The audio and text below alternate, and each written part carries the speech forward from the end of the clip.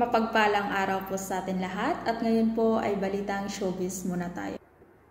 Ang pag-uusapan natin ngayon ang totoong nararamdaman ni Jano Gaines sa mga responsableng mga vloggers at ilang miyembro ng PNP.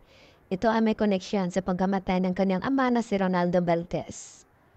At yun na nga po, marami na rin ang content para mag-viral ang kanilang video. At gusto pa nilang palabasin na may kinalaman si Jano Gaines sa pagkamatay ng kanyang ama. Marami-rami na rin talagang gumawa ng content na puro kasinungalingan lang naman. Dahil nga sabi ni Jano Gaines sa kanya nakatira ang kanyang ama. At natutulog siya nung nangyari iyon at ang masakit pa sa nangyari dito sa ginawan ng mga irresponsableng mga vloggers na palabasin na siya ang suspect sa pagkamatay ng kanyang ama. Pati ang kapatid niya ay nadadamay na rin. Samantala ang mga panahon na iyon ay nandaramahati sila dahil nga sa pagkamatay ng kanyang ama. At ang nakakasama talaga ng loob, ang mga content na walang katotohanan.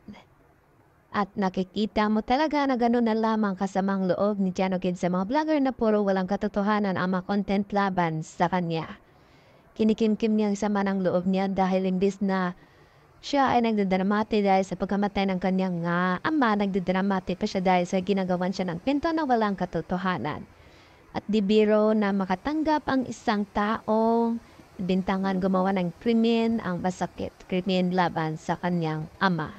At dahil lang viral na ang ganitong content, minambuti ng Rappler na mag-fact-check at napatunayan na ninda na ang kwento na ito ay walang katotohanan.